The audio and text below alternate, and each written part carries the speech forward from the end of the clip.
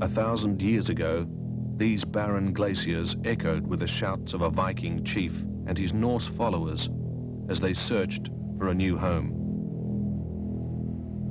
Banished from Iceland for blood feuding, he sailed west to this mythical land of the Eskimo and named the place to attract more settlers. He was Eric the Red, and he named it Greenland.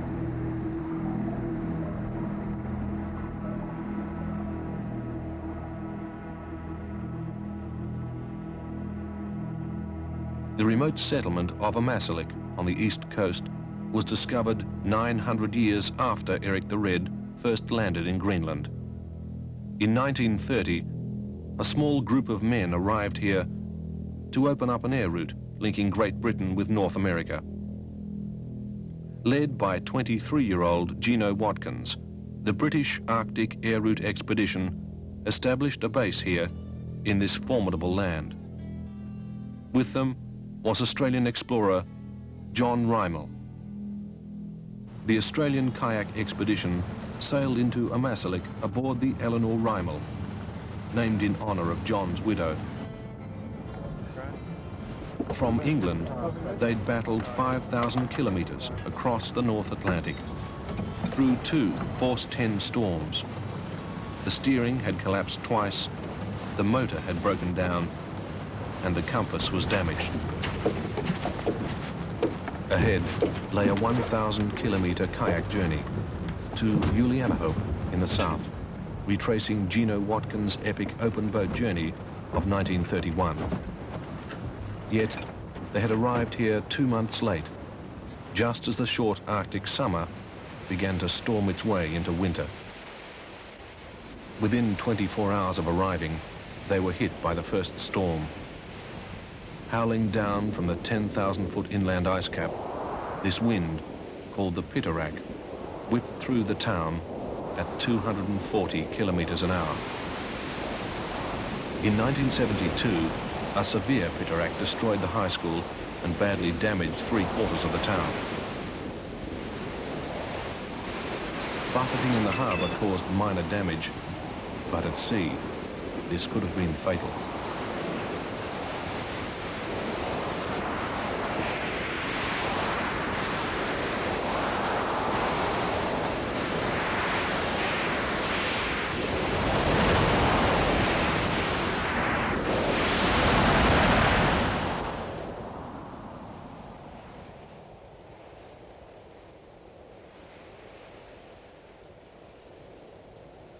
The sun replaced the spume, and it was time to get ready. There was a sense of urgency as kayakers prepared their boats.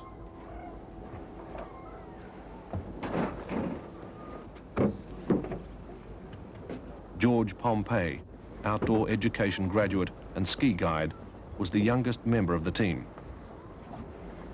Earl Bloomfield, veteran expedition leader and professional outdoors instructor.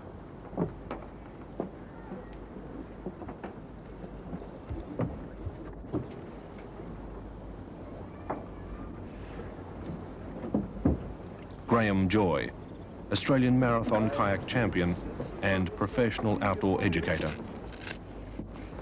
Larry Gray, environmental guide and one of Australia's best sea kayakers.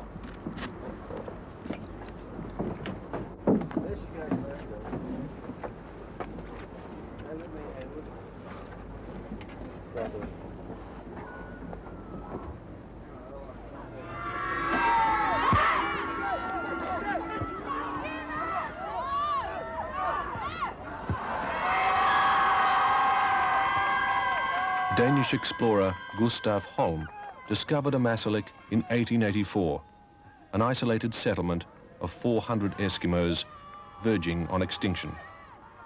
Today, a mixed race of 1,500 Greenlanders, or Inuit, are rapidly merging with the modern age. Sealskins, driftwood and whalebone are a memory. Today, there's heavy machinery, bricks and steel.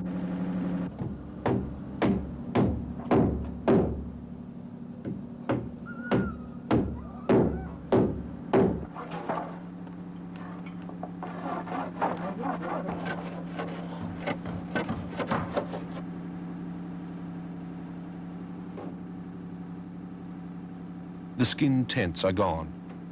Young men now build Danish-style houses, and powerboats long ago replaced hunting kayaks.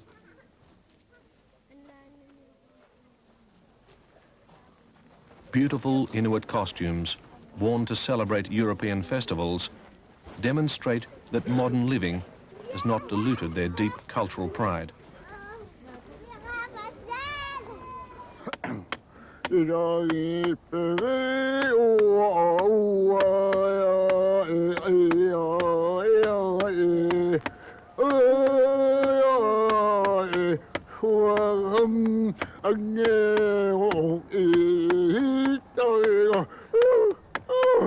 Caught between eras, the old folk with their ancient stories told in the drum dance are a vital link with the past.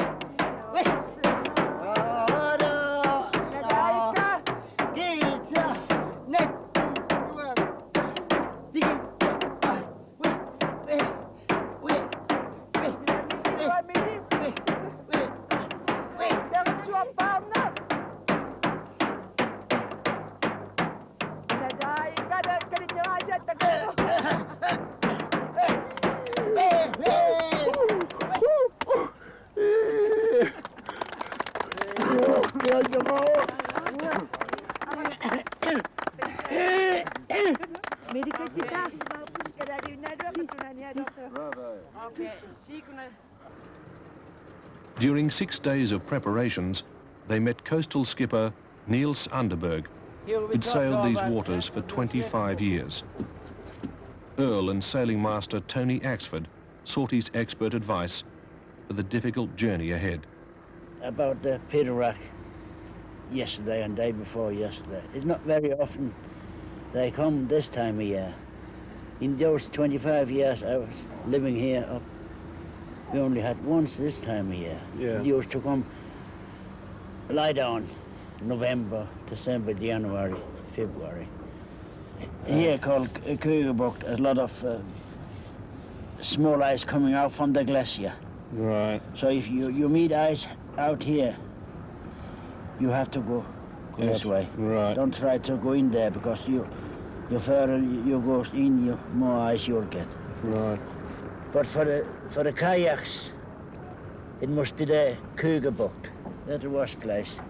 At a departure ceremony, Earl, as leader, acted as ambassador, presenting gifts and a message of goodwill from Australia. British polar explorer Gino Watkins first came to Amasilik to pioneer an Arctic air route between Europe and America. And this was the only unknown coast along the way to land their planes. It was a very wild place then, and I think today it is still a fairly wild place.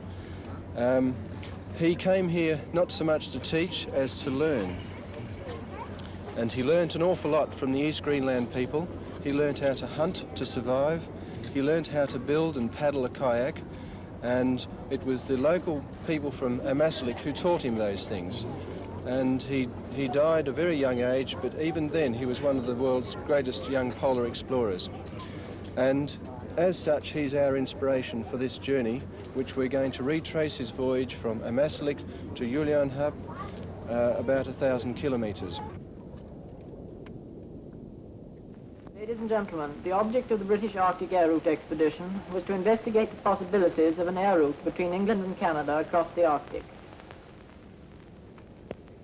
The least known part of the proposed route was the east coast and central ice plateau of Greenland, and it was the object of our expedition to spend a year in Greenland to study the weather conditions and to map the east coast and the ice plateau by means of journeys.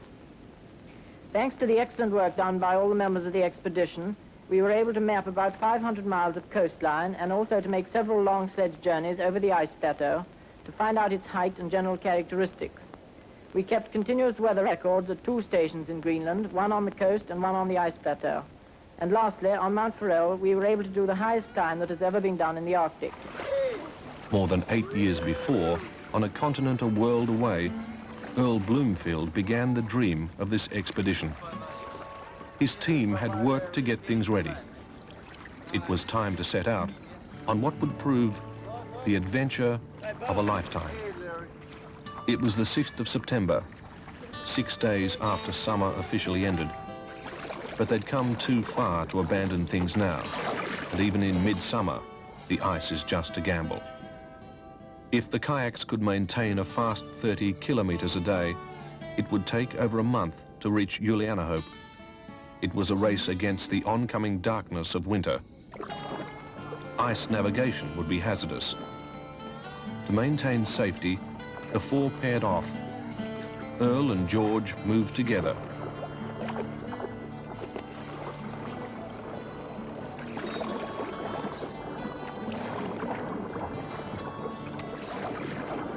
Graham and Larry formed their team.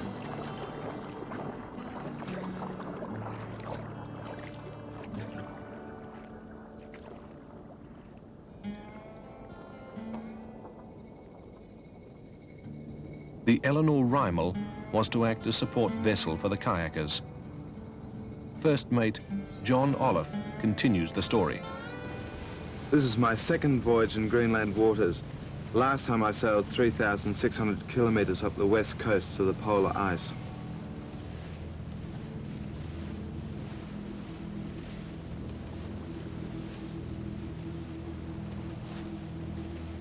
Kayaks can quickly slip through the inshore leads, but we have to go well out to sea and wide around the bergs.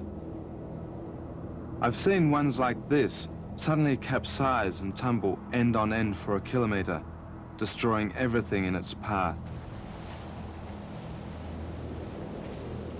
Ahead lies Isatok, 2 days paddle from Amaslik. This isolated hunting settlement is still very traditional in its ways.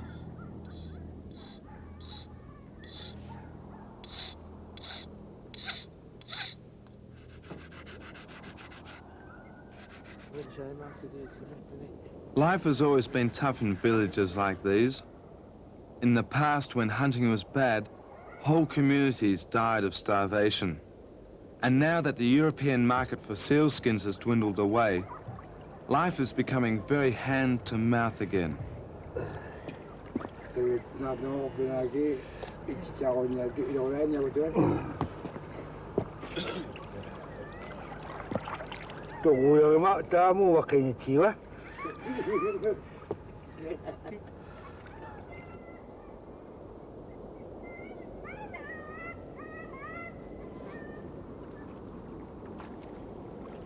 The kayakers had each pushed their heavily laden boats through rafting ice and open swells to cover the first 100 kilometers.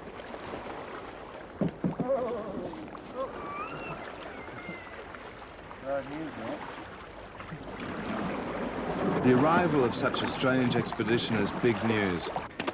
Local school children clamber down the rocks to find out what we foreigners are doing in their isolated world. Peter Mueller Larsen came out from Denmark with his wife and son a year ago to teach these children. They are the only Danish family in this remote village of 200.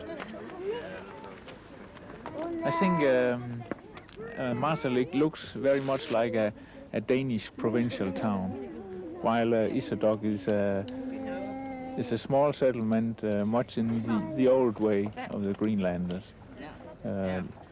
People out here live in the old-fashioned way, from hunting and fishing. And not many people in Marsalik do that for a living. How would the Greenlanders describe Annie? A good wife or a bad wife? Sometimes when the Greenlanders come to our house, they see me cooking or doing the dishes, and they think that's very strange. And maybe they think that I have a bad wife because she's not doing those things. How is a hunter judged if he doesn't have a wife? If he doesn't have a wife, he's not a real hunter at all. He has to have a woman to prepare the skin for him. Otherwise, he cannot hunt. I can give an example. I think it was last year, 2 hunters went out together and they saw a polar bear. And they agreed who saw the polar bear first. And according to the traditional rules, the one to see it first gets the skin and the money. But after they came back to the settlement, The other hunter claimed that he saw it first. Then the settlement's council sat down and discussed the matter, and they decided that the number 2 hunter should have the skin because he was married, he had a wife, he had children, so he needed the money. The other one was not married, and so he didn't need the skin that much, even though everybody knew that he was the first to see it, and the other one just claimed it afterwards. We left Peter and the hunters. These were the last people we would see for another 300 kilometers. Winter evening was dissolving into primeval shadows. The 4 kayakers were absorbed into the emptiness of the unknown.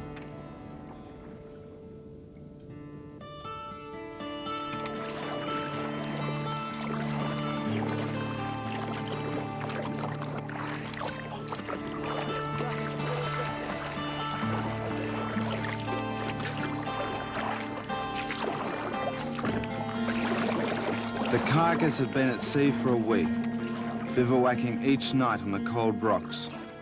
Here at Base Camp Fjord, they would be grateful for today's warmth and calm waters. These loosely scattered bergs are only small ones, would be among the great ones soon enough. The inland ice moves slowly down through the fjords as glaciers. There, enormous icebergs break off and float out to sea. These impressive craft can zip along at 8 kilometers an hour, carrying 90 kilograms of food and equipment. We planned to meet up here because it was a safe anchorage. It was also where Gino Watkins had his base camp 56 years ago. The kayaks would soon rattle onto that same rocky shore, and I felt slightly envious watching them repeat history.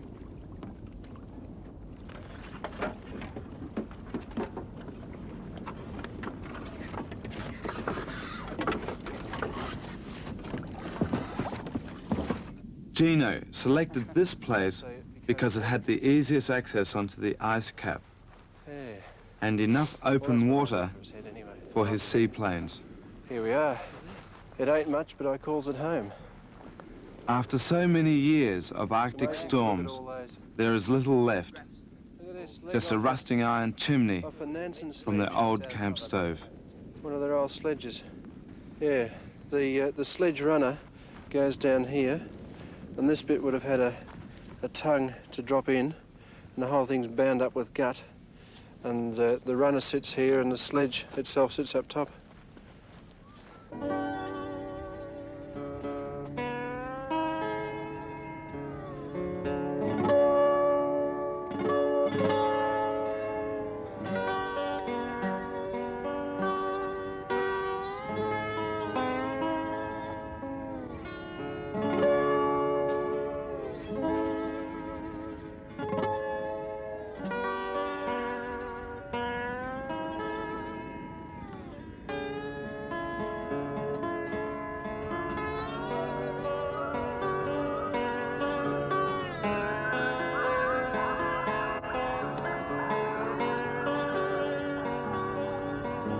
One and a half years of dogs, sledges, boats and planes, explorers and Eskimos coming and going. Now, nothing. Watkins' concept of linking Britain and America via Greenland was a bold one indeed in 1930. But technology has raced ahead, and now modern jets streak over here every day. The British Arctic Air Route Expedition is what it was called. I say called because what we really wanted to do was a bit of serious exploration. Eilif Cousins, a Cambridge graduate, was borrowed from the Royal Air Force as pilot and photographer. That sort of thing. You have to have a popular peg on which you can hang the reason for your expedition. And that was it. That is to say, a journey from England to Canada London to Winnipeg, if you like, in stages which were not too long for the aircraft of that time. Now, Watkins therefore said, all right, I want a geologist, I want a map maker, I want a surveyor, I want a doctor, and I shall need a pilot. All right, but they all come from the same social background. They are professional people who may or may not have degrees, in which case it isn't a question of deliberately choosing so much as the choice was inevitable. He never gave orders. He suggested that it might be a good idea if you did this or did that. And then you went away and did it. I think the most important thing was that if you failed, or succeeded, shall we say, only imperfectly, he never reproached you. He said, well, that's just too bad. Now, we must try some other method of doing this particular job or going to this particular place. Thank you. And that was it. A small ship, which can turn easily, is able to dodge most of the ice flows by making its way down the lanes of water between them. But this is not always possible, and ships used for this ice navigation must be reinforced to stem the shock of hitting the ice flows. This was taken from the top of the mast. Note the seaplane floats on the bridge, and also the dogs in their pen on the deck. When we reached the clear water near the coast, we were met by Eskimo natives in their kayaks or hunting canoes. The Quest was anchored, and our stores landed in small boats.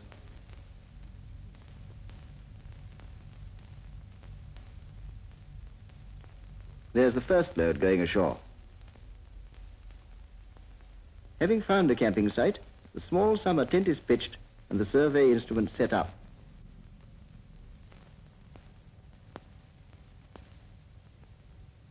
Rymill oiling his boots. Chapman knocking timing nails into his. Watkins trying on his moccasins. Stevenson plots positions on the plane table, assisted by Chapman and the rangefinder. The idea was that this air route would have to cross Greenland at its lowest point. That determined where we had the ice cap station, and that meant crossing from Iceland to that particular point over that part of the East Greenland coast, which hadn't been mapped since Andrup. Alfred Stevenson, a surveyor, also came from Cambridge University. It's not surprising he was eager to go exploring when you realize his lecturers were Antarctic veterans, Wordie, Priestley, and the Australian Professor Debenham, men who'd sailed south with Scott and Shackleton. Surgeon Commander Ted Bingham is now 86 years old and long since retired from the Navy.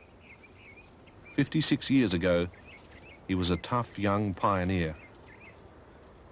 Although he was expedition doctor, he was still expected to help haul heavy supplies and equipment up that impossible-looking glacier they called Bugbear Bank, the only practical route from base camp onto the ice cap. The dogs couldn't pull the loads up themselves, and so you got a couple of men on each sledge at the back with a shoulder to it, heaving on their hands and knees, making yard by yard. I always remember Jimmy Scott and I were one sledge, and when we stopped for a rest, one sledge, he said, you know, Doc, when we were playing rugby in the old days for university, we used to think we were doing hard work. It was nothing like this.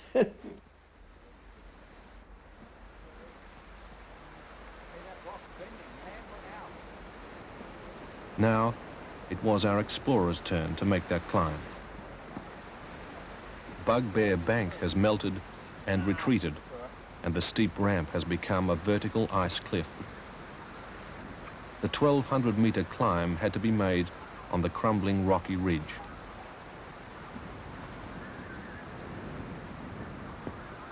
From here on, It's all ice. No flowers, no birds, no sound but the wind drifting snow over the gaping crevasses. The Inuit never venture up here. In their folklore, it is the home of terrifying evil spirits. Watkins' men all passed this place on their missions, and John Rymel left from here on a near-fatal journey to the west coast, 700 kilometres away. Crevasses that they would have had to get through, and they would have put this big sledging flag up over here. So that would mean about 6 miles up the back would be the big flag depot where everything sort of took off onto the ice cap from. But what a job to be carrying all that gear up here after the walk that we've just had.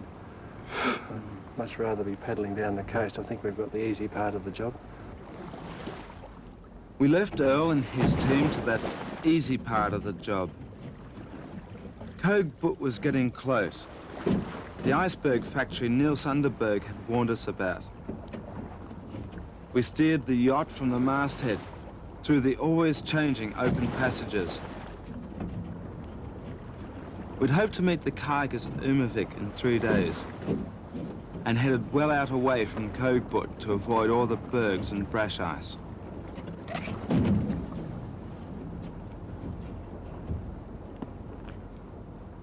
This frozen slush probably extends 50 kilometres out to sea.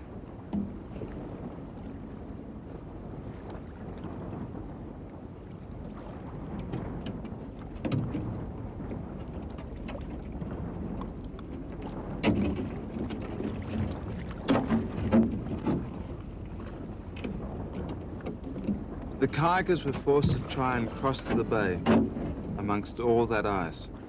They agreed it was a big risk, but there was really no choice.